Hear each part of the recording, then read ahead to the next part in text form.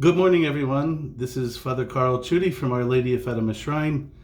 And after the wonderful sharing of Bonnie yesterday on a very powerful metaphor of waiting, I would like to follow suit and offer another very powerful metaphor, particularly in our time that we're living in right now, which seems so chaotic and so difficult. Not only with the pandemic that is still with us, although things seem to be getting a bit better, but now, of course, the extraordinary chaos and difficulties going on around police brutality, around the harm and senseless murder of unarmed black men and women, and among many other things, and the protests that have been going on in more than 26 cities across the country. An extraordinary time for us, and it calls us, enables us to come together.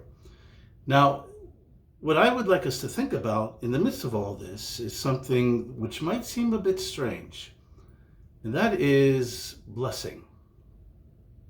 I don't know about how many of you are Irish out there. Some of my favorite blessings are Irish blessings, but there's many kinds of blessings.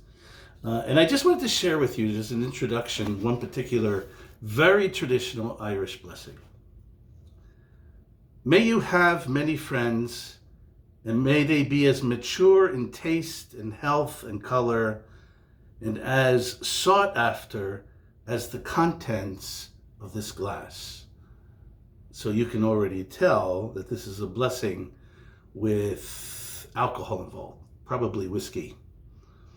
May you have warm words on a cold evening, a full moon on a dark night, and the road downhill all the way to your door. May every hair on your head turn into a candle to light your way to heaven. I got a problem there.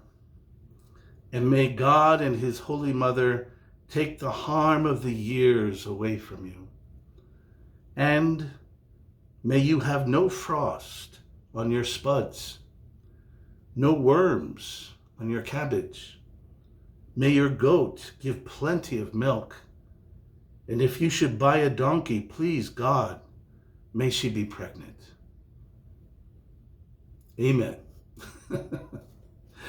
I just love that blessing. It's so wonderful. But at any rate, I just want to introduce this whole idea of blessing, whether we're using a nice glass of whiskey or wine in front of us or not.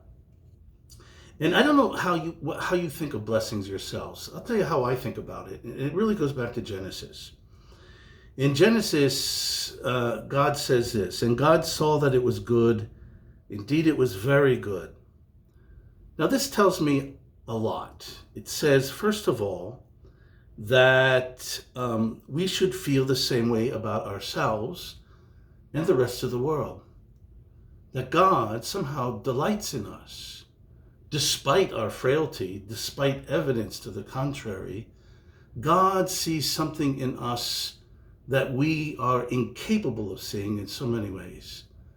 God sees dreams that come to fruition within us that we're still trying to figure out.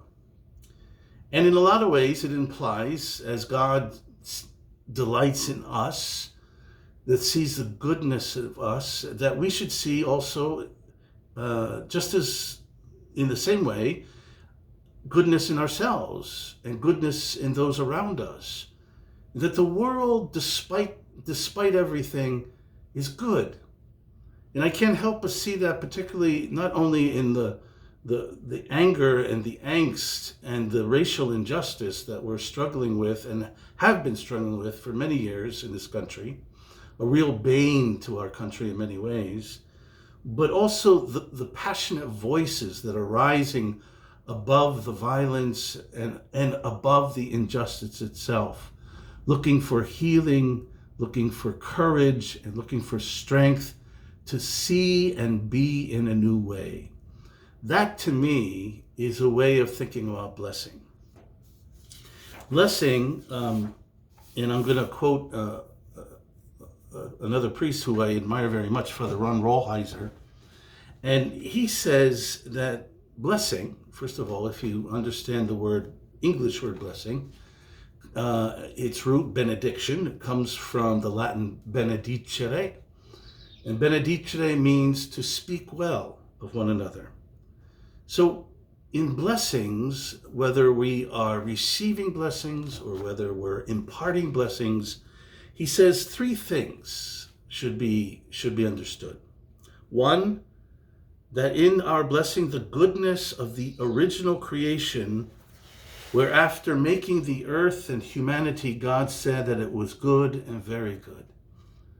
That in our blessings to each other and our blessings to those all around us and blessings we receive, that we acknowledge the goodness of the earth, of the cosmos, of all creation, of all humanity. Second thing he says is that God experiences the same delight in pleasure in us in the same way that God experienced delight in Jesus when he said at the baptism of Christ, "This is my beloved Son, in whom I take delight." That God delights in us, just as he delights in his own Son. And the third thing is that we who are giving the blessing recognize the goodness and take that delight to others. I was thinking about how we approach these times we're living in. And I can't think of a better way to do that is to provide not just a personal blessing to all of us and to all that's happening around us, but a corporate blessing, whether it be our church denominations or communities or families, whatever it is, that together we are here to bless each other and to be blessed by each other.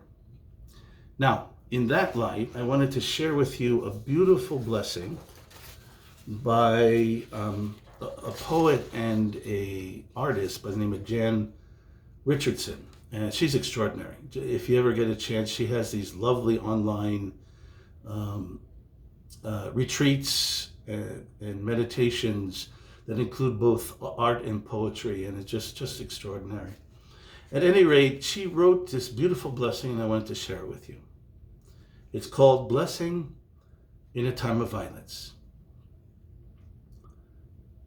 Which is to say, this blessing is always. Which is to say, there is no place this blessing does not long to cry out in lament, to weep its words in sorrow, to scream its lines in sacred rage. Which is to say, there is no day this blessing ceases to whisper into the ear of the dying, the despairing, the terrified.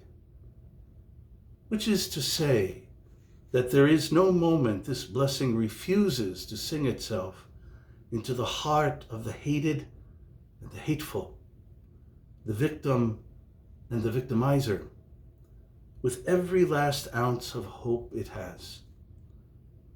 Which is to say, there is none that can stop it, none that can halt its course, none that will still its cadence, none that will delay its rising, none that can keep it from springing forth. From the mouths of us who hope, from the hands of us who act, from the hearts of us who love, from the feet of us who will not cease our stubborn, aching, marching, until this blessing has spoken its final word, until this blessing has breathed its benediction in every place, in every tongue.